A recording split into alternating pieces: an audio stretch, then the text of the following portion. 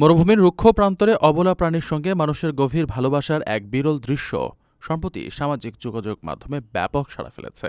Saudi আরবের কোনো এক পাহাড়ি মরুভূমিতে ধারণ করা এই ভিডিওতে দীর্ঘদিনের পরিচিত এক বৃদ্ধ পালকের ডাকে একটি উটের ছোটাসা দৃশ্য মানুষের হৃদয় ছুঁয়ে গেছে।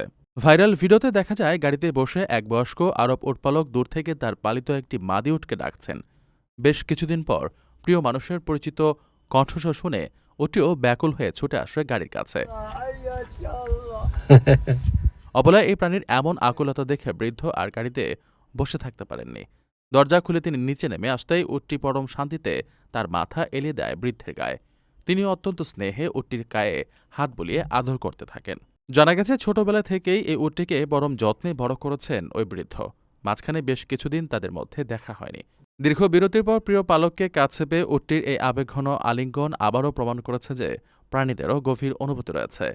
যারা তাদের স্নেহ ভালোবাসা দেন, অবলা এই প্রাণীরা কখনোই সেই ভালোবাসার কথা ভোলে না। প্রবাসীদের জন্য নির্মাণ হচ্ছে দেশের প্রথম স্মার্ট সিটি, যেখানে থাকছে স্কুল, মসজিদ, হাসপাতাল, সুইমিং পুল, হেলিপ্যাড, পাঠাগার, জিম, সুপারমার্কেট, শিশু পার্ক সহ সকল নাগরিক সুবিধা।